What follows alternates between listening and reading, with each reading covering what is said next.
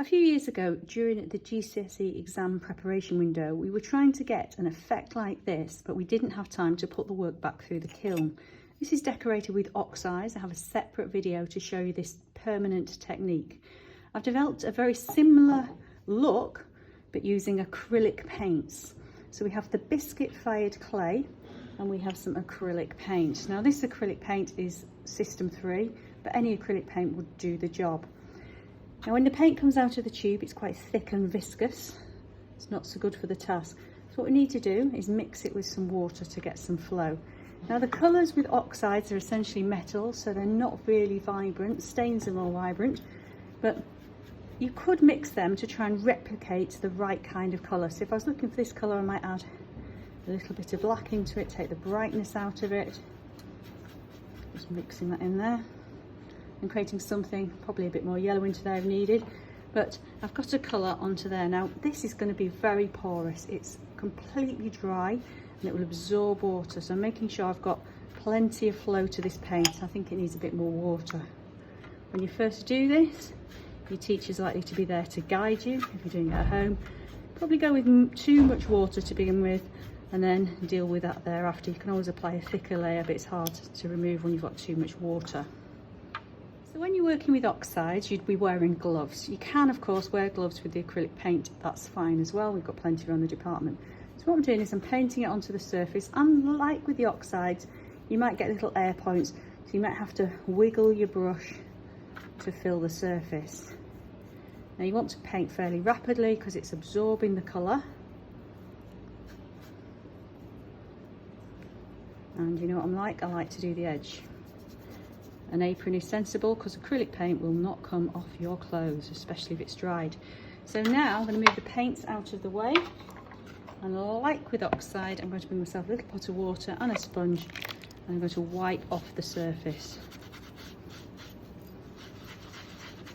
Now if it's dried, you will not be able to wipe so much off the surface. You can use a scouring pad, it won't be as easy. So there we have it. I've created something which is not exactly the same as this, but it's worked into the surface area and looks quite similar. But of course there is more. So I've just done it again on a second tile. I can see in places it's not quite gone into some of the grooves. So what I'm going to do is just apply quite carefully a little bit more paint.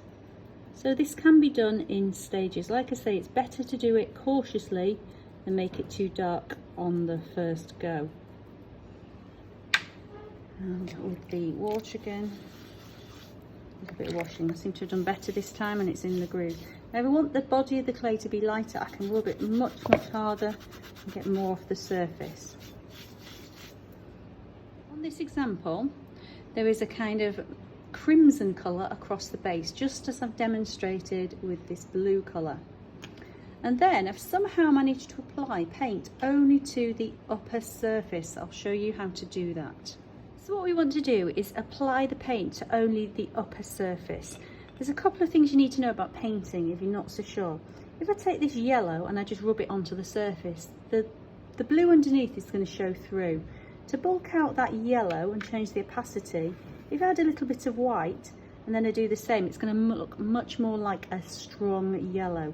So if you're looking for sort of opaque and colours you need and translucency, you need to think these things through and have a chat with your teacher.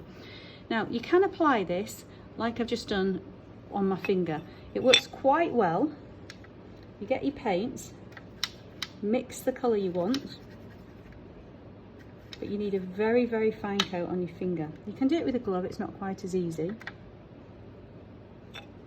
So what I'm going to do is take my tile and I'm just going to rub it on the surface. Now I'm not pressing hard, and the amount of paint on my fingertip is very thin, so it's going on very nicely onto the upper surface.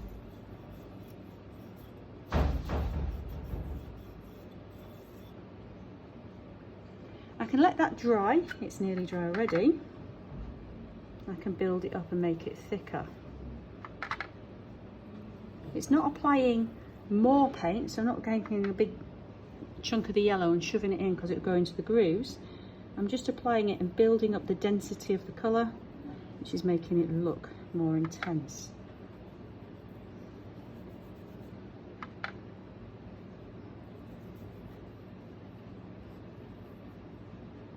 So it's standing out quite a lot. Now that's quite different from the oxide look we've achieved with just a single colour.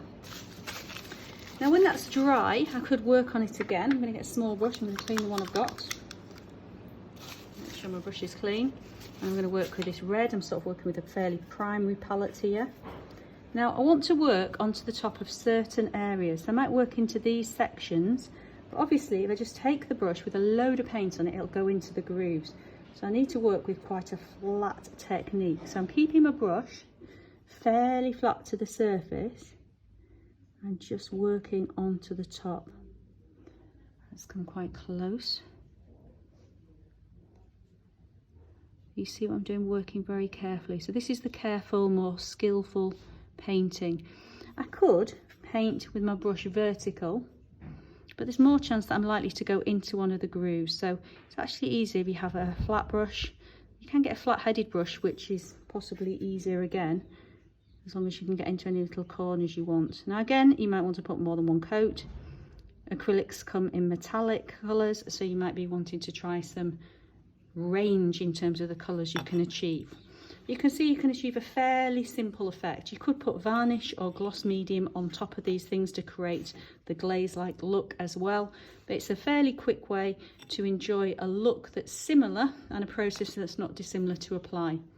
It would not be permanent. If I put that back in the kiln, all those colours would burn away and it would look like a biscuit-fired tile as it did at the start. Good luck.